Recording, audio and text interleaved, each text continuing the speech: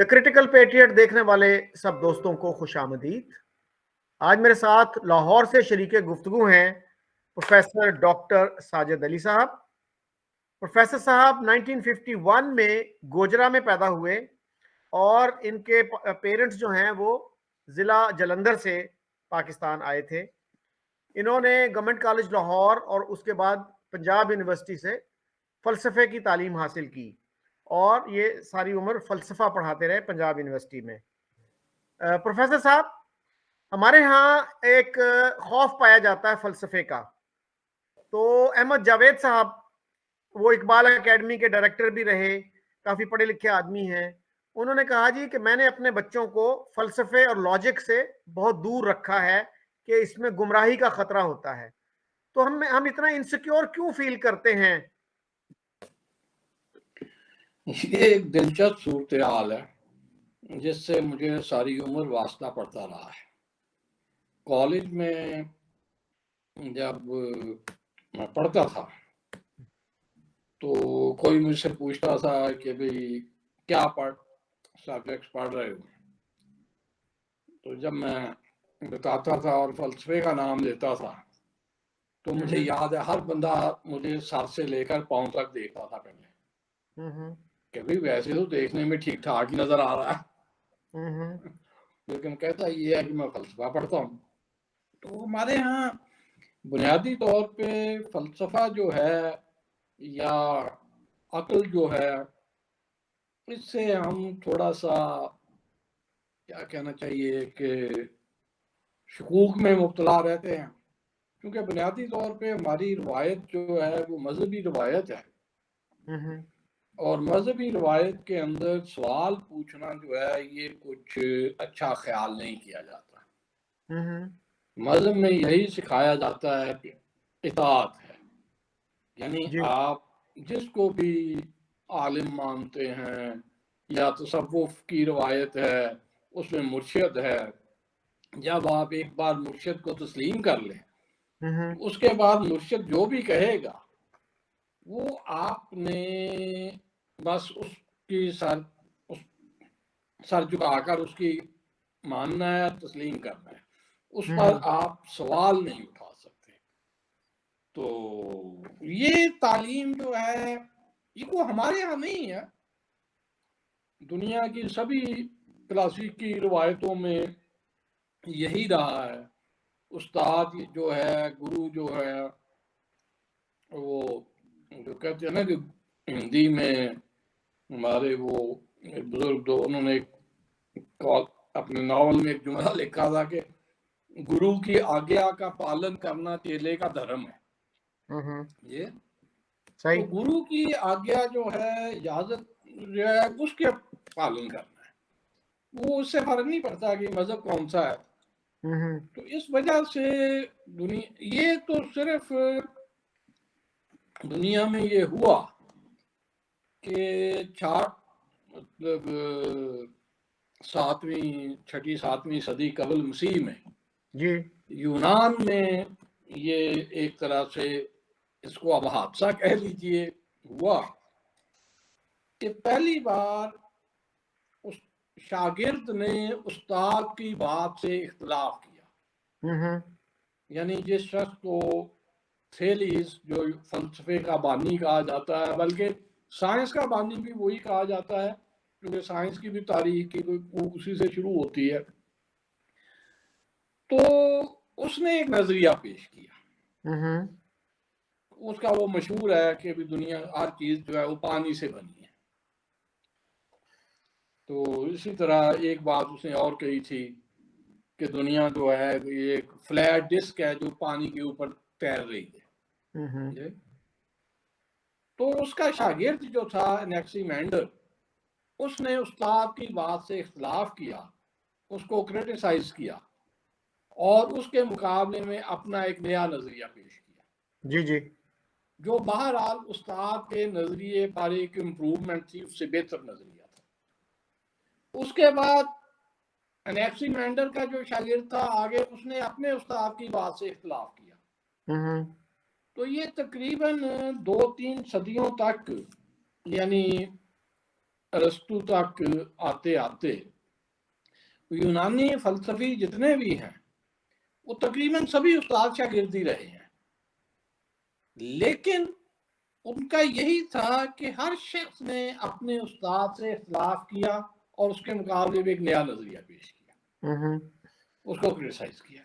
تو یہ فلسفے کی بنیادی روح ہے، جو جس کا کہ مذہبی روایت میں سراغ نہیں ملتا، وہ ممکن نہیں۔ یہ دو مختلف روایتیں ہیں۔ تو مذہب میں عام طور پہ یہی تعلیم دی جاتی ہے، ہاں مطلب دائرے کے اندر ایک کرٹیسزم کسی حد تک کی اجازت دی جاتی ہے، وہ بھی صرف چند لوگوں کو، لیکن عام طور پہ جو ہوتا ہے کہ بھی آپ، لیکن یہ فلسفے میں پھر دوسری بات یہ تھی، جیسا میں نے کہا نا کہ مذہب میں آپ ایک فریم ورک کے اندر رہتے ہوئے تو کرٹیسائز کر سکتے ہیں، لیکن آپ فریم ورک کو چیلنج نہیں کر سکتے۔ تو فلسفے میں، یونانی فلسفے میں یہ ہوا تھا کہ وہاں ایک طرح سے کوئی فریم ورک تھا ہی نہیں، یا اس کو چیلنج کیا جاتا تھا۔ لیکن ارسطو کے بعد وہاں بھی یہ ہوا کہ ایک انفارچونیٹ سچویشن پیدا ہوئی، اور وہ کریٹیکل تھنکنگ جو تھی، چیلنج کرنے کی جو تھی، نئی بات کرنے کا جو حوصلہ تھا وہ ختم ہو گیا، اور اس کے بعد شرح لکھنے کا رواج جو ہے وہ زیادہ شروع ہو گیا۔ تو وہ اس طرح سے وہاں بھی وہ روایت باقی نہیں رہی تھی۔ اس کے بعد یہ ہوا کہ اسی روایت یونانی فلسفے کو مسیحی مذہب والوں نے اختیار کر لیا۔ اس سے پہلے تو جب یہودیوں کا یونانیوں سے واسطہ پڑا تو پہلی صدی عیسوی میں ہی فیلو یہودی نے، اس نے پلیٹو کے ڈائلاگ ٹائمیاس کی روشنی میں بائبل کی کتاب پیدائش کی شرح کی، اور ساتھ ہی اس نے کچھ اس قسم کے قصے، یعنی اس نے یہ تھیسس پیش کیا تھا پہلی بنیادی طور پہ کہ فلسفے اور مذہب میں کوئی خاص اختلاف نہیں ہے، اور دونوں میں ہم آہنگی پیدا کی جا سکتی ہے، ہارمونائز کیا جا سکتا ہے دونوں کو۔ تو اس نے یہ، اور اس کے لیے اس نے کچھ کہانیاں بھی گاڑ لی کہ اس نے ہر یونانی فلسفی کو بنی اسرائیل کے کسی نہ کسی پیغمبر کا شاگرد ثابت کر دیا۔ مطلب یہ تھا اس کا کہ بھی یہ جو فلسفیوں کی تعلیمات ہیں اصل میں یہ انبیاء کی تعلیمات ہیں، ان سے لی گئی ہیں۔ اسی فکر کو بعد میں مسیحی مذہب والوں نے بھی اختیار کر لیا، اور لیکن انہوں نے فلسفے کو کیا کیا کہ ایک نظام بنا دیا۔ یعنی یونانی فلسفے میں فلسفہ کوئی نظام نہیں تھا، وہ انفرادی آراء تھی، ٹھیک ہے نا، لیکن اس کو ایک نظام فکر بنا لیا، اور اس میں یہ ہوا کہ اختلافات جو ہیں ان کو نظر انداز کرنا شروع کر دیا، اور وہی چیز جو ہے مسلمانوں تک پہنچی، کیونکہ مسلمانوں سے کو فلسفہ جو ہے وہ مسیحیوں کی وساطت سے ہی ملا تھا، کرسچن ہی تھے جو ٹرانسلیٹ کر رہے تھے۔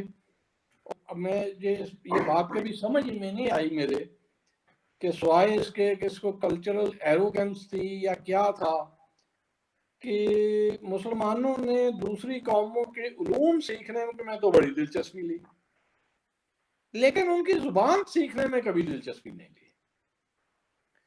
اس لیے کیونکہ مسلمانوں نے براہ راست یونانی فلسفے کو پڑھا ہی نہیں تھا، اس لیے وہ اس کی کریٹیکل جو اسپرٹ تھی اس سے بے خبر رہے، ان کو ایک نظام کے طور پہ فلسفہ ملا۔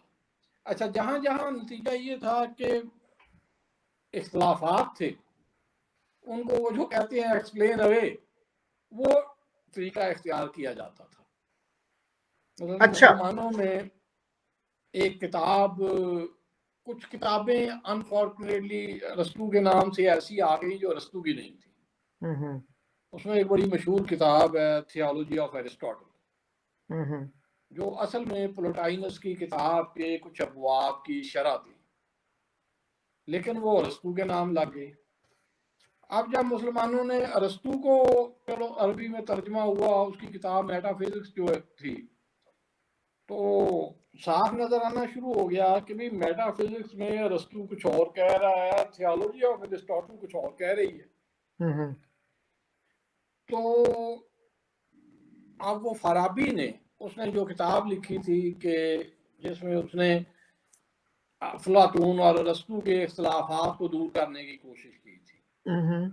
اب اس کے سامنے یہ سوال آیا، اس نے کہا جی 3 امکانات ہو سکتے ہیں کہ یہ کتاب ارسطو کی نہ ہو، یا یہ ہے کہ ارسطو نے ایک کتاب میں کچھ اور کہا ہے، دوسری میں کچھ اور کہا ہے، یعنی وہ کنٹراڈکشن کا شکار تھا، یا تیسرا یہ ہے کہ بھی کوئی کنٹراڈکشن نہیں ہے، وہ ظاہر نظر آ رہی ہے، تھوڑی سی کوشش سے اس کنٹراڈکشن کو دور کیا جا سکتا ہے. تو اس نے پہلی 2 باتوں کو یکسر رد کر دیا کہ نہیں یہ تو قابل قبول ہو ہی نہیں سکتی. اور ہمارے ہاں یہ تھیسس بہت عام رہا ہے کہ کسی معقول شخص کے ہاں تضاد تناقض نہیں ہو سکتا، یعنی کنٹراڈکشن نہیں ہو سکتی. جی جی. تو اس کے نتیجے میں پھر کنٹراڈکٹری آراء کو مطلب زور لگا کر ان کی تعبیر کر کے ان کو ایک دوسرے کے ہم آہنگ ثابت کیا جاتا تھا. یعنی کوئی چونکہ یہ تصور ہے کہ جس پر آپ تنقید کرتے ہیں اس کا آپ احترام نہیں کرتے، تنقید اور احترام ایک دوسرے کے منفی ہیں. اس لیے ظاہر ہے اب اگر 2 قابل احترام بزرگ ہیں وہ 2 مختلف باتیں کر رہے ہیں تو یہ ظاہر ہے ایک بڑی تکلیف دہ بات تھی کہ آپ کس کو درست کہیں گے کس کو غلط کہیں گے. تو اس کا حل یہ نکالا کہ نہیں دونوں اپنی اپنی جگہ صحیح ہیں، کوئی بھی غلط نہیں ہے. جیسے شاہ ولی اللہ نے وحدت الوجود اور وحدت الشہود کی تطبیق پیدا کرنے کی خاطر کیا، تو ہمارے یہاں وہ تنقیدی فکر کی بجائے وہ رویہ زیادہ غالب رہا ہے. اس وجہ سے لوگ فلسفے کو یعنی تنقید کا مطلب یہی ہوتا ہے کہ جس چیز کو آپ مانتے ہیں ہو سکتا ہے وہ غلط ثابت ہو جائے، غلط نکل آئے. صحیح. اچھا پروفیسر صاحب، جاوید غامدی صاحب بھی آپ کے کلاس میٹ تھے، انہوں نے بی ایس سی تک یا بی اے تک جو ہے وہ فلسفہ پڑھا. جی تو کیسے اسٹوڈنٹ تھے وہ؟ کچھ یادیں تازہ کیجئے ان کے حوالے سے، پھر بعد میں کیسا انٹریکشن رہا آپ کا ان کے ساتھ؟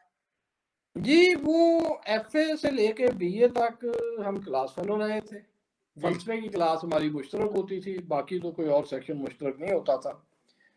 تو وہ بڑے اچھے طالب علم تھے. اس زمانے میں ان کی تحریریں جو ہیں یہ فیروز سند والے ایک رسالہ نکالا کرتے تھے پاکستان ریویو کے نام سے. تو اس میں ان کی انگریزی تحریریں انگریزی شاعری چھپا کرتی تھی اسی زمانے میں. تو اس کے بعد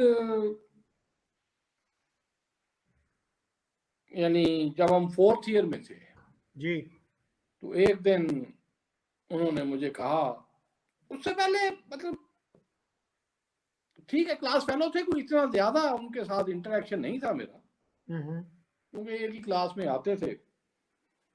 تو انہوں نے مجھ سے کہا کہ جی آپ سے کچھ بات کرنی ہے. تو ہم ادھر کالج میں یہ میرا خیال ہے کوئی اکتوبر کا آخر ہوگا یا نومبر کا شروع ہوگا، 1970 کی بات ہے. تو ہم وہاں اوول کے ٹیرس پر ایک بینچ پر بیٹھ گئے. تو انہوں نے میرے سامنے ایک منصوبہ پیش کیا کہ جی اس طرح کا ایک ادارہ بنانا ہے جس میں طالب علموں کو اس طرح سے.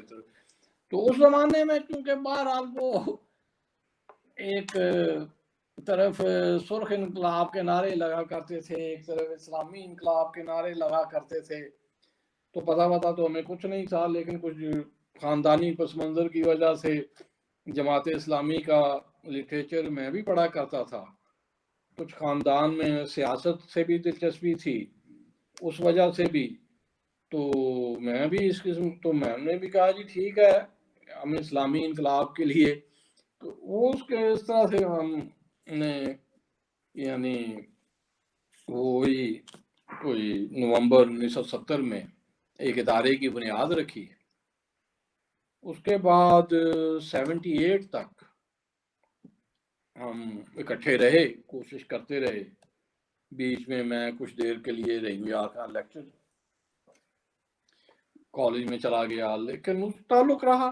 لیکن پھر 78 میں وہ گروپ جو تھا، کیونکہ بہرحال اس وقت وسائل کوئی نہیں تھے تو کام چلانا مشکل تھا. اب ظاہر ہے عمر ایسی سب کی آ رہی تھی کہ کسی ہر ایک کو کوئی کمانے کی بھی ضرورت پیش آ رہی تھی زندگی میں، تو اس لیے ہمارا وہ گروپ جو تھا وہ ڈسپرس ہو گیا. لیکن اس کے بعد ان سے میرا تعلق واسطہ قائم رہا، دوستی کا تعلق ہے آج تک ہے.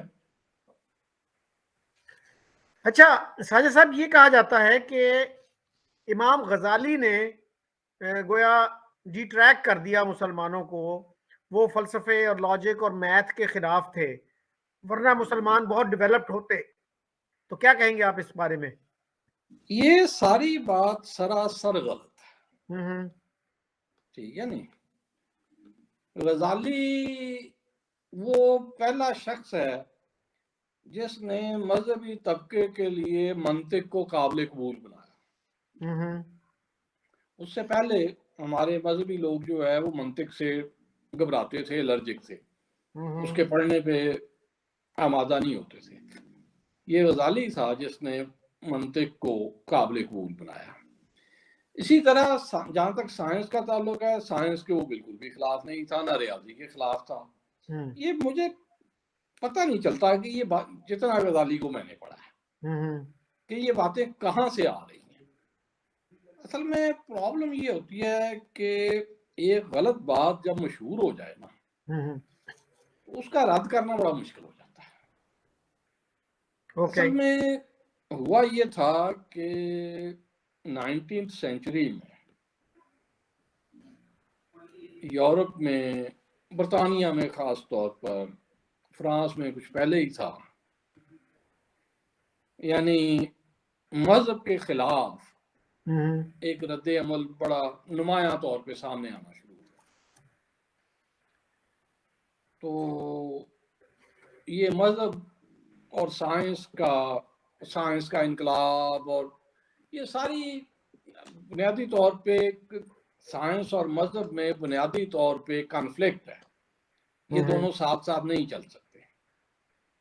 اچھا، اسی زمانے میں لیکن یہ ہوا کہ 19th سینچری کے اواخر پہ وہ ایک شخص جو تھا فرانسیسی فزسسٹ دوم، مطلب فزکس کا ایک بڑا نام ہے 19th سینچری کا، اس نے، لیکن وہ تھا کٹر کیتھولک بھی، ساتھ فزسسٹ ہونے کے ساتھ ساتھ کٹر کیتھولک بھی تھا. تو اس نے سوچا کہ یہ کیتھولک مذہب کے خلاف ایک زیادہ پروپیگنڈا کیا جا رہا ہے کہ وہ سائنس کے خلاف. تو اس نے ہسٹری آف سائنس کا پروجیکٹ شروع کیا اور یہ ثابت کرنے کی کوشش کی کہ چرچ جو ہے وہ سائنس کے خلاف نہیں تھا اور سائنس اور مذہب میں کوئی ایسا کنفلکٹ نہیں ہے. تو اسی زمانے میں کچھ یہ بھی سامنے آنی شروع ہو گئی باتیں کہ مسلمانوں نے بھی سائنس میں کافی کام کیا تھا. اب مسلمانوں کی صورتحال یہ تھی کہ 12ویں صدی تک کا جو مسلمانوں کا کام تھا نا، اس سے پہلے ایک چیز سمجھ لیجیے کہ یورپ جو ہے، یعنی 1000 عیسوی کے بعد، بلکہ اس سے کچھ پہلے سے 2 حصوں میں تقسیم ہو چکا تھا مذہبی طور پہ. یعنی ایک رومن کیتھولک چرچ اور اس کے مقابلے پہ Greek orthodox church. Roman Catholic church کا سینٹر روم تھا ظاہر ہے، اور گریک آرتھوڈاکس چرچ جو ہے وہ کانسٹینٹینوپل. اچھا، اس تقسیم کا نتیجہ یہ نکلا کہ لیٹن، جس کو لیٹن ویسٹ کہتے ہیں، انہوں نے یونانی زبان پڑھنا ختم کر دی. یونانی زبان سے بالکل تعلق توڑ دیا. یعنی وہ 13ویں صدی میں میرا خیال ہے وہ ایک شخص، اور مجھے اس نام نہیں یاد آ رہا، اس نے یونانی زبان سیکھنے کی کوشش کی تو کوئی بندہ اس کو نہیں مل رہا تھا جو یونانی زبان جاننے والا ہو. اچھا، اس کی وجہ سے یہ ہوا کہ رومن کیتھولکس نے اسپین کے راستے، اور کچھ سسلی میں مسلمان رہے تھے حکومت 200-250 سال، اور پھر نارتھ افریقہ سے ظاہر ہے ان کا تعلق تھا، واسطہ تجارتی ہر قسم کا. تو انہوں نے وہ عربی کتابیں جو ہیں وہ لیٹن میں ٹرانسلیٹ ہوئی، لیکن وہ 12ویں صدی کے بعد وہ ٹرانسلیشن کا کام رک گیا. اس لیے ویسٹرن یورپ والوں کو یہ نہیں پتا تھا کہ مسلمانوں نے 12ویں صدی کے بعد بھی کوئی کام کیا ہے. اچھا وہ بیچ میں اچھا ہوا یہ کہ بھی اچھا 12ویں صدی تک ہوا تو بعد میں روک کیوں گیا؟ اس کے لیے وہ الزام غزالی کے، اچھا وہ بیچ میں غزالی آ گیا، غزالی نے یہ کہہ دیا اس وجہ سے سائنس میں کام رک گیا. حالانکہ غزالی کا سائنس سے کوئی اختلاف نہیں تھا، وہ تو اس بات کا قائل تھا کہ جو چیز ریاضیاتی طور پہ ثابت ہو جائے اس کا انکار کرنا جو ہے وہ مذہبی حماقت ہے. کہ اس کا مطلب یہ ہے کہ آپ مذہب کو نقصان پہنچائیں گے، لوگ مذہب کو بے عقلی پر مبنی سمجھیں گے. اس لیے جب ایک چیز ریاضیاتی طور پہ ثابت ہو جائے گی تو اگر اس کا مذہب سے آپ کو تصادم کانفلکٹ نظر آئے گا تو آپ کو مذہبی بات کی تعبیر کرنی پڑے گی، نہ کہ آپ سائنس کو رد کر دیں. تو غزالی نے تو المنکر میں بڑا کھل کے بات یہ کی ہوئی ہے کہ طب ہے، سائنس، ایسٹرونومی جس کو کہتے ہیں، یعنی ایسٹرونومی اس وقت کوئی الگ سبجیکٹ تو نہیں تھا، وہ ریاضی کا ہی حصہ تھا. اس لیے غزالی نے اس بات کو تسلیم کیا ہوا ہے کہ بھی چاند گرہن سورج گرہن کی پیشگوئی جو ہے وہ درست ہے. اب آپ اگر وہ ریاضیاتی طور پہ درست پیشگوئی کی جا سکتی ہے تو آپ اس کا کیسے انکار کر سکتے ہیں؟ اس لیے جو چیز طب میں تجرباتی طور پہ ثابت ہو جائے، جیسے کہ بھئی ہمارے یہاں مذہبی طور پہ کہا جاتا تھا کہ چھوت کوئی چیز نہیں ہے، لیکن جب طبیبوں نے مذہبی تجرباتی طور پہ یہ ثابت کر دیا کہ چھوت ہے تو پھر آپ اس کا انکار کیسے کر سکتے ہیں؟ اس لیے غزالی کے بارے میں یہ بالکل ہی، لیکن اس وقت یہ ہوا کہ وہ ایرنسٹ ریناؤ نے اس قسم کی بات کر دی، ظاہر ہے اس کو غزالی کے بارے میں کچھ نہیں پتا تھا، اس نے ایک بات کر دی، اس کے بعد اسی بات کو لے کر سب آگے چل پڑے. تو میں نے کہا نا کہ مسلمانوں کا جو کام تھا اس کے بارے میں کسی کو کوئی انفارمیشن ہی نہیں تھی، ویسٹ میں بھی نہیں تھی، ہمارے یہاں بھی کوئی اتنی زیادہ نہیں تھی. تو وہ اس پہ ایک لطیفہ مجھے یاد آ رہا ہے جی کہ پاکستان بننے کے بعد اب ظاہر ہے کچھ سیاسی ضرورت بھی تھی تو ایم اے میں مسلم فلسفے کا پیپر جو تھا نا وہ شروع کیا گیا. جی جی. تو اس وقت قاضی اسلم صاحب گورنمنٹ کالج لاہور میں صدر ہوتے تھے شعبہ فلسفہ کے. ان سے کسی نے کہا کہ مسلم فلسفی اور انڈین فلسفی میں کیا فرق ہے؟ تو قاضی صاحب نے جواب دیا ایک بہت بڑا فرق ہے. کہ وہ کیا؟ اس نے کہا انڈین فلسفی پر کتابیں موجود ہیں، مسلم فلسفی پر کوئی کتاب نہیں ہے. یعنی یہ 50 کی دہائی میں حقیقت یہ ہے کہ مسلم فلسفی پہ کوئی ڈھنگ کی کتاب میسر نہیں تھی انگریزی زبان. لیکن اس کے بعد اب پچھلے 50-60 سال میں اتنا زیادہ کام ہو چکا ہے، سبھی فلسفیوں کی کتابیں اب تو چھپ چکی ہیں، ان پہ اتنی اسٹڈیز ہو چکی ہیں، غزالی پہ اتنا زیادہ کام ہو چکا ہے، تو اس لیے اب کوئی ایسی پتہ نہیں، لیکن اس کے باوجود لوگ اس بات کو دہراتے رہتے ہیں.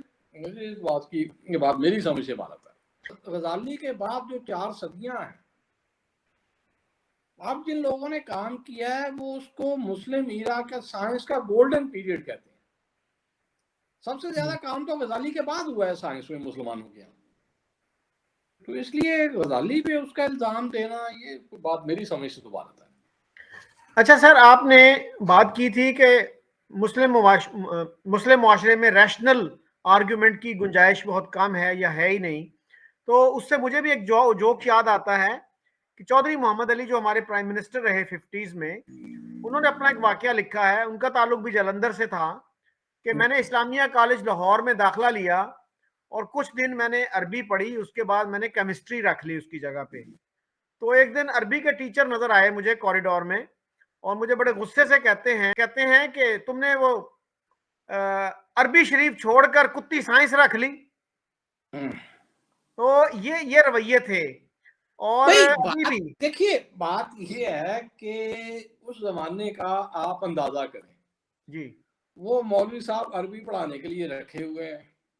ہاں جی، اس زمانے میں بہت کم لوگ عربی پڑھتے تھے. اگر اسٹوڈنٹ چھوڑ کے جائیں گے تو مولوی صاحب کی نوکری خطرے میں پڑ جائے گی. ان کو رکھے گا کون، تنخواہ کون دے گا اگر اسٹوڈنٹس نہیں ہوں گے؟ تو ان کی اپنی ضرورت ہے. لیکن اصل بات یہ ہے کہ کچھ چیزیں ہوتی ہیں جن کا ایک اوور آل سماجی جو آپ کا یعنی کلچر ہے اس کے ساتھ تعلق ہوتا ہے۔ بات یہ ہے کہ مسلمانوں کا المیہ یہ رہا ہے، وہ اچھی بھی بات تھی ان کی، المیہ بھی ایک اعتبار سے بن جاتا ہے کہ بڑی بڑی سلطنتیں تھیں، مطلق العنان بادشاہ تھے، درباری کلچر تھا۔ اچھا، اس میں دربار کا مسئلہ یہ ہوتا تھا کہ وہ اگر تو بادشاہ جو ہے یا کسی شہزادے کو علوم کے ساتھ دلچسپی ہے، یعنی سائنسز وغیرہ کے ساتھ دلچسپی ہے، تو وہ ان لوگوں کی سرپرستی کرتا تھا۔ لیکن مسئلہ یہ تھا کہ دربار میں جب بادشاہ فوت ہو گیا ہے تو نیا بادشاہ بنتا تھا، تو پرانے درباریوں کی شامت آنی ہوتی تھی کیونکہ اس کے نئے درباری ہوتے تھے۔ تو اکثر یہ ہمارے ہاں اور اس زمانے میں پرابلم یہ تھی کہ اہل علم کے لیے دربار کے علاوہ آزادانہ روزی کمانے کا کوئی خاص ذرائع نہیں ہوتے تھے، ٹھیک ہے نہیں؟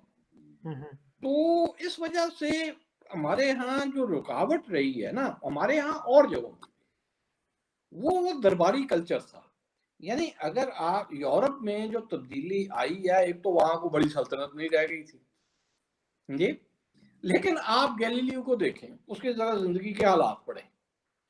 گیلیلیو کے وقت بھی گیلیلیو میتھمیٹکس کا پروفیسر تھا، میتھمیٹکس کے پروفیسر کا وہ خاص مقام نہیں ہوتا تھا، یعنی اس وقت فلسفہ وہ تھیالوجی کا حصہ تھا، تھیالوجی کے پروفیسر کا بہت عزت مقام ہوتا تھا، تنخواہوں میں بھی ظاہر ہے بہت فرق ہوتا تھا۔ تو گیلیلیو کی بھی خواہش تھی کہ میں بھی، ظاہر ہے وہ ایک اپ سٹارٹ شخص تھا، اس کی بھی ایمبیشن تھی کہ زندگی میں بھی کوئی مقام حاصل کروں۔ تو اس نے جب وہ دوربین بنائی تو اور اس نے وہ زول سیارے کے وہ چاند دیکھے اور ان کے نام جو تھے، وہ جو اس کے سرپرست تھے میڈیچی فیملی کے لوگ، ان کے شہزادوں کے نام پہ اس نے رکھے تھے ان کے نام جی، ان کی خوشنودی حاصل کرنے کے لیے۔ وہ تو یہ ہوا کہ اس کے ایک شاگرد نے گیلیلیو کو خط لکھا کہ بھی استاد محترم آپ کس چکر میں پڑے ہوئے ہیں، یہ جو آپ نے دوربین بنائی ہے اس کو کام میں لا کے کوپرنیکس کی تھیوری بڑی آسانی سے ثابت کی جا سکتی ہے۔ تو پھر گیلیلیو اس طرح متوجہ ہوا تھا۔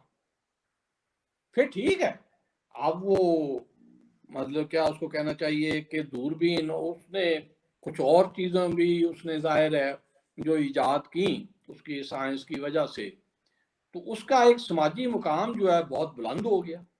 اب وہ بادشاہ شہزادے ڈیوک جو ہے اس سے ملاقات کرنے آتے تھے۔ تو یہی وجہ تھی کہ لیکن ہوتا یہ تھا کہ آپ کو سرپرستی چاہیے ہوتی تھی۔ اب مغرب میں سائنس کی ترقی اس وجہ سے ہوئی، یہ نہیں ہے کہ وہاں کو بہت ذہین لوگ پیدا ہونے شروع ہو گئے تھے، اصل سبب اس کا کچھ انسٹیٹیوشنل ارینجمنٹس ہیں، جیسے 1600 کچھ میں، مجھے ٹھیک نام یہ 1664 ہے شاید میرا خیال ہے، کہ جب انگلینڈ میں رائل سوسائٹی کی بنیاد رکھی گئی، سائنس کا سب ادارہ بنیادی طور پہ وجود میں آیا۔ اس کے 10 سال بعد فرانس میں وہ اکیڈمی کی بنیاد رکھی گئی۔ تو اس وقت یہ ہوا، اور پھر یونیورسٹیوں میں کہ علم جو تھا وہ سیاسی حکومتی سرپرستی سے بھی آزاد ہو گیا اور مذہب کے کنٹرول سے بھی آزاد ہو گیا، اور باقاعدہ پروفیشن بن گئے، تحقیق کے ضابطے بن گئے، ان کے ایس او پیز بن گئے۔ تو یہ اصل میں ادارت کام ہے، ورنہ انفرادی طور پہ یہی ہوتا تھا کہ مسلمانوں میں یہاں آپ دیکھیں کہ اس میں کوئی ٹریڈیشن نہیں ہے، ایک شخص نے اپنے شوق سے کام کیا، بادشاہ شہزادے کی سرپرستی ہے، وہ بادشاہ مر گیا، اس کا کوئی پوچھنے والا نہیں ہوتا تھا، اس کو بھاگنا پڑ جاتا تھا اکثر و بیشتر۔ تو اس کے بعد 150 साल बाद किसी और जगह किसी ने काम किया। तो मुसलमानों में एक ही इदारा बना था और उसमें सितम ज़रीफ़ी ये है कि वो हलाकू खान ने बनाया था। नॉर्दर्न ईरान में मरागा के मुकाम पर उसने नसीरुद्दीन तुसी को ऑब्जर्वेटरी बना कर दी थी और वो 60 साल काम करती रही थी। और वो एक वाहिद है जहां 3 नस्लों ने तरबियत हासिल की और उन्होंने बहुत ही अहम काम किया था एस्ट्रोनॉमी के अंदर, बहुत ज़बरदस्त काम किया था। तो वरना वो था कि वो अमीर तैमूर का जो पोता था उलग बेग, उसको बड़ा एस्ट्रोनॉमी के शौक था। उसने रसदगाह बनाई बड़ी, लेकिन कुछ दिनों बाद खुद कत्ल हो गया। नतीजा ये है वो रसदगाह भी बर्बाद हो गई। वो जो साइंसदान वहाँ काम कर रहा था कुछ, उसको बेचारे को वहां से भागना पड़ गया। तो हमारे यहाँ ये है कि वो इदारे क्योंकि नहीं वजूद में आए थे, इसलिए इल्मी तरक्की उस एतबार से नहीं हो सकी। यूरोप की इल्मी तरक्की का सबब जो है वो वहाँ तहकीक और रिसर्च और यूनिवर्सिटियाँ हैं जहाँ पे काम शुरू हुआ है। वो यानी इनफरादी कोशिशों से एक तरह से कुछ काम बारातर हो गया। अच्छा साजिद साहब, आपने भी कहा कुछ देर पहले कि हमारे यहाँ रिलीजियस ट्रेडिशन है, हमारा मुआशरा रिलीजियस है। तो दूसरी तरफ हम ये देखते हैं कि पोर्नोग्राफी के कुछ अरसा पहले कुछ स्टेटिस्टिक्स आए थे। हमारी जो मिनिस्टर थी शेरी मजारी, उन्होंने भी कहा कि पाकिस्तान नंबर 1 है जो पोर्न साइट देखी जाती है जहां पे। और देखिए बच्चों के रेप तक होते हैं यहाँ पे, कोई चीज खालिस नहीं मिलती। तो मजहबी रिवायत जो है उसका हमारी सोसाइटी को कोई फायदा क्यों नहीं हो रहा? हमारी ऑनेस्टी के लेवल्स जो हैं वो क्यों नहीं बेहतर हो रहे? वो उस वजह से ये है कि हमारे यहाँ जो मजहबी अखलाकियात बयान की जाती है वो बेहतर इंसान बनने में मदद दे ही नहीं सकती, क्योंकि आपका नजरिया ये है कि आपकी निजात जो है वो ईमान से होनी है, अमल से नहीं होनी। तो इस वजह से और भी उसके बहुत से एस्पेक्ट हैं। तो मजहबी मुआशरा होने का ये मतलब नहीं होता कि वो मजहब पे अमल कर रहा है। मजहब उसमें मुनाफकत ज्यादा होती है। इसलिए ये अफसोसनाक बात है। वो रशीद अहमद सिद्दीकी ने लिखा था ना, अब उस बात को कोई 70 साल से ज्यादा हो चुके होंगे। उसने एक मजमून में लिखा था कि मैंने जिंदगी भर हर मजहब का एहतराम किया है, लेकिन मजहबी आदमी को कभी अच्छा इंसान नहीं पाया। तो इस वजह से वो एक अलग सवाल है। लेकिन हमारे यहाँ एक जाली किस्म की वो मजहबियत जो है, और पिछले कुछ अरसे में हमने उसको अनफॉर्चुनेटली बहुत ज्यादा रवाज दे दिया है। तो बात कहने सुनने की गुंजाइश हम दिन ब दिन खत्म करते जा रहे हैं। तो वो एक अलग सवाल है। लेकिन ये हर जगह लोग रहते हैं। इसमें ऐसा नहीं होता कि अमेरिकी सोसाइटी में बहुत एक अच्छी खासी बड़ी तादाद है लोगों की आज भी मौजूद है जो फेस हीलिंग पे यकीन रखते हैं। वो अब तो इसलिए वहां पे अमेरिका में कानून बनाना पड़ गया था कि भी अगर बीमार है कोई बंदा, आप उसको हॉस्पिटल नहीं लेके जाते तो ये जुर्म है। वहां कई ऐसे केसेस हुए थे कि बच्चा बीमार हुआ है, वो पेरेंट्स उसको अस्पताल नहीं लेके गए कि हम तो इस इलाज पर यकीन नहीं रखते, हम तो फेस हीलिंग उसके इलाज करेंगे। तो इंसानों के फर्क होता है, लेकिन सोसाइटी का एक ओवरऑल होता है निज़ाम, आप उसमें कैसा बनाते हैं। क्योंकि जदीद दुनिया में जो मॉडर्न एथिक्स है, वर्क एथिक्स है, वो एक डिफरेंट चीज़ है। जब आप उसकी पैरवी करेंगे, मेरिट पे काम करेंगे, कुछ ऑब्जेक्टिव स्टैंडर्ड्स को पेश नज़र रखेंगे, तो इससे नहीं फर्क पड़ता कि आपके ज़ाती अकायद क्या है। ठीक है नहीं कि भी आपका ज़ाती बिलीफ कुछ भी है। दफ्तर के टाइम जो हैं वो अगर 9 से 5 हैं तो 9 से 5 आपने पूरी दयानतदारी के साथ अपना काम करना है, अपने फराइज अंजाम देने हैं। ठीक है नहीं, तो उसके बाद आप जो मर्जी करें जा, किसी को उस बात से कोई ताल्लुक नहीं है। तो इस वजह से असल में हमारा मसला ये है कि वो मजहब को तो हमें फिर बहाना बना देते हैं ना, वो एक शॉर्टकट है। क्योंकि मौलवी यही कहता है कि बस थोड़ी नजर न्याज करो, कुछ थोड़ा करो तो तुम्हारा जो नाजायज है वो जायज हो जाएगा। वो एक शॉर्टकट बताता है, लेकिन अमल जो है वो जदीद दुनिया का एक तस्वुर मुख्तलिफ है। آج ہم بہت سیلیبریٹ کرتے ہیں کہ جی وہ مسلمان تھے میڈیول ٹائمز میں، ابن رشد تھے، ابن سینا تھے، بڑے بڑے فلاسفرز تھے، پولی میتھس تھے، لیکن ساتھ ہی یہ بھی ایک حقیقت ہے کہ they were not treated well، ان کے ساتھ اچھا سلوک نہیں ہوا. اس پہ تھوڑی سی روشنی ڈالیے گا کہ اس وقت کیا رویے تھے، ان لوگوں کو کیا مشکلات کا سامنا کرنا پڑا. مشکل حالات کا سامنا ابن سینا کو کبھی اپنے خیالات و افکار کی وجہ سے نہیں کرنا پڑا تھا. جی ٹھیک ہے نہیں، اس کے اسباب کچھ اور ہوتے تھے. وہ ادھر نارتھ میں خوارزم کا جو دربار تھا وہاں تھا، مطلب البیرونی بھی وہیں تھا، ابن سینا بھی وہیں تھا، وہ 4-5 لوگ تھے، باقی نام مجھے سب یاد نہیں آ رہے. تو ادھر نیچے غزنوی میں آپ محمود غزنوی بہت بڑا حکمران بن چکا تھا. اچھا، لیکن سر بادشاہوں کا ابن سینا کو ایتھیسٹ کہا گیا، کافر کہا گیا، از دیٹ ٹرو؟ کہا گیا ہوگا، مجھے نہیں پتا اس بات کا، لیکن اس سے کوئی فرق نہیں پڑتا تھا. کسی کو کافر کہنے سے کوئی خاص فرق نہیں پڑتا تھا کسی کو. ٹھیک ہے نہیں. سوال یہ، وہ محمود غزنوی نے ایک سفیر بھیجا، کیونکہ بادشاہوں کا یہ بھی ایک شوق ہوتا تھا نا کہ بڑے بڑے نام، بڑے بڑے شاعر، بڑے بڑے عالم اس کے دربار میں جمع ہوں. یہ بھی ایک فخر کا پہلو ہوتا تھا. یعنی فتوحات ہی نہیں ہوتی تھی، اس کے دربار کی بھی ایک شان و شوکت ہوتی تھی. تو اس نے پیغام بھیجا کہ یہ بندے جو ہے نا میرے دربار میں بھیج دو. اب وہ حکمران کمزور تھا، اس نے کہا بھئی میں ان 5 کو بھی، میں تو اس کو انکار نہیں کر سکتا. جی تو وہ البیرونی آ گیا، ایک آج اس کے ساتھ اور آ گیا، ابن سینا نے انکار کر دیا، وہ وہاں سے دوسری طرف کو چل پڑا. اور راستے میں اسے کافی مشکلات کا سامنا کرنا پڑا، یا بعض اوقات ہوتا تھا جس طرح میں نے کہا کہ وہ درباری سازشوں کا شکار ہو جاتے تھے. ٹھیک ہے نہیں. تو یہی حال ابن رشد کے ساتھ ہوا تھا. لیکن اتنے زیادہ یہ کوئی مس ٹریٹمنٹ کے واقعات نہیں ہیں، لیکن وہ بھی زیادہ جو واقعات ہیں وہ خیالات کی وجہ سے نہیں ہوتے تھے، وہ کچھ اور اسباب ہوتے تھے اس کے. سیاسی اسباب مطلب کہنا چاہیے وہ زیادہ ہوتے تھے. اچھا، مسلمانوں کی روایت میں کوئی ایسی پرسیکیوشن کی روایت نہیں ہے، اکا دکا واقعات ہیں، وہ زیادہ نہیں ہے. اچھا سر، ہمارے ہاں جو سائنس کی ایکسیپٹنس نہیں ہے، ایک تو سر جیسے بہت سے بیالوجی کو جو ٹیچرز ہیں وہ خود ایوولوشن، تھیوری آف ایوولوشن پہ یقین نہیں رکھتے، اور وہ ابھی تک بھی یہ کہتے ہیں کہ یہ تو تھیوری ہے، اٹ از ناٹ اے لا. تو وہ یہ بھول جاتے ہیں کہ سائنس میں تھیوری کا مطلب جو ہے وہ ڈیفرنٹ ہوتا ہے عام زبان میں جو تھیوری کا لفظ یوز کرتے ہیں ہم.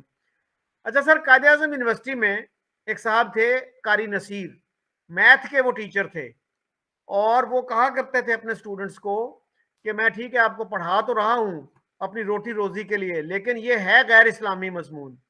اس کے بعد وہ بیمار ہوئے تو کسی باقاعدہ ڈاکٹر کے پاس نہیں گئے، کوئی روحانی عامل تھے یا کوئی پیر تھے ان کے پاس چلے گئے، اور انہوں نے ان کو شہد پہ لگا دیا کہ جی شہد میں ہر بیماری کا علاج ہے، اور وہ بیچارے اس دنیا سے گزر گئے. تو یہ رویے ہمارے یونیورسٹی کے ٹیچرز تک میں ہیں. آپ کیا کہیں گے اس بارے میں؟ آپ کا ایکسپیرینس کیا ہے؟ بات یہ ہے کہ یہ رویے دنیا بھر میں، ہمارے یہاں کوئی ٹھیک ہے، ہمارے یہاں کوئی بیلنس زیادہ خراب ہو جاتا ہے کہ اس کی وجہ تعلیم کا ایک مناسب نظام نہ ہونا. معاشرے میں ٹھیک ہے، مطلب ضیاء الحق کے زمانے سے خاص طور پہ، اگرچہ میں اس کا آغاز ضیاء الحق سے بھی پہلے، ہمارے ہاں 1965 جو ہے وہ اس معاشرے کا ایک ٹرننگ پوائنٹ ہے. 1965 سے پہلے یہ ہم ایک نارمل معاشرے کے طور پہ زندہ رہ رہے تھے. لیکن 1965 میں ایوب خان نے جو حماقت کی، اس کے بعد جنگ، اور پھر ہم نے ایک نفرت اپنے نصابات میں داخل کرنی شروع کر دی. اس کے بعد 71 کا ظاہر ہے حادثہ ہوا جو سراسر ہماری اپنی حماقت کا نتیجہ تھا. لیکن ہوتا یہی ہے کہ اپنی حماقت کو تسلیم انسان کم کرتا ہے، اس کے لیے ہم کسی اور پہ الزام لگانا شروع کر دیتے ہیں. اس کے بعد پھر ضیاء الحق کے زمانہ آ گیا، تو ہم نے ایک جہاد کا شروع کر دیا سلسلہ.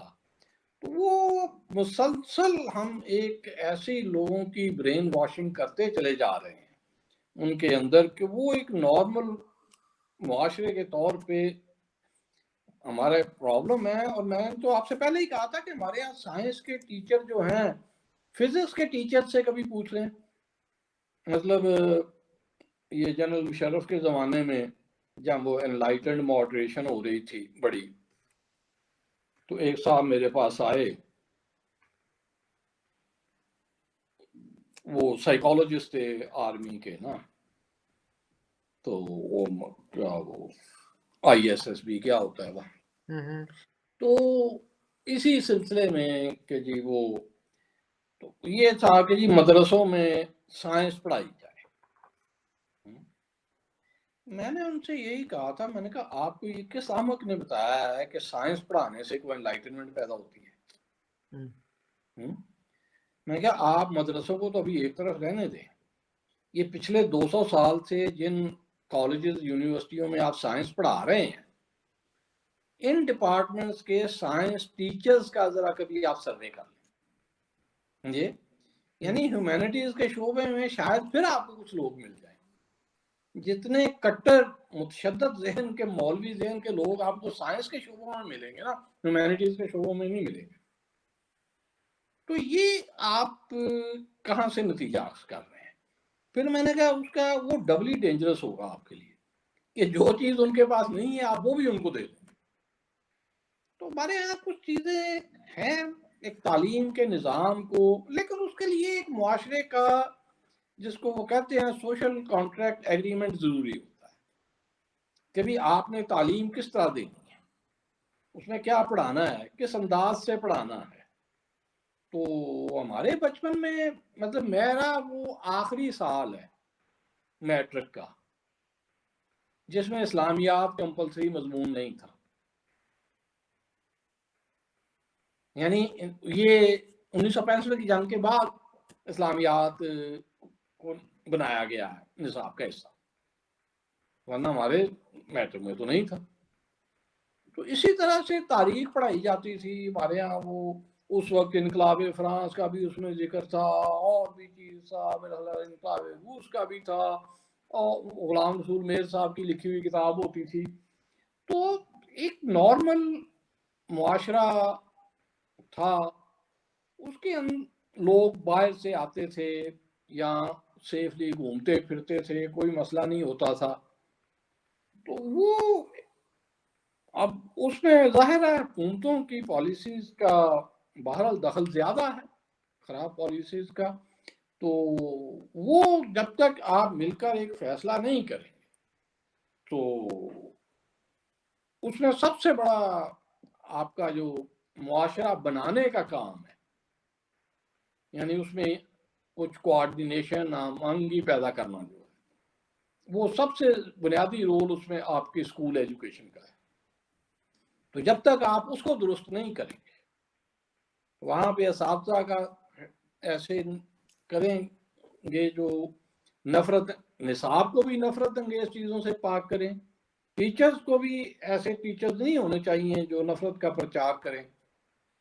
تو اور معاشرے میں جب تک آپ رول آف لا نہیں قائم کریں گے، لوگوں کو تحفظ نہیں دیں گے، اس وقت تک یہ چیزیں سب درست نہیں ہو سکتی.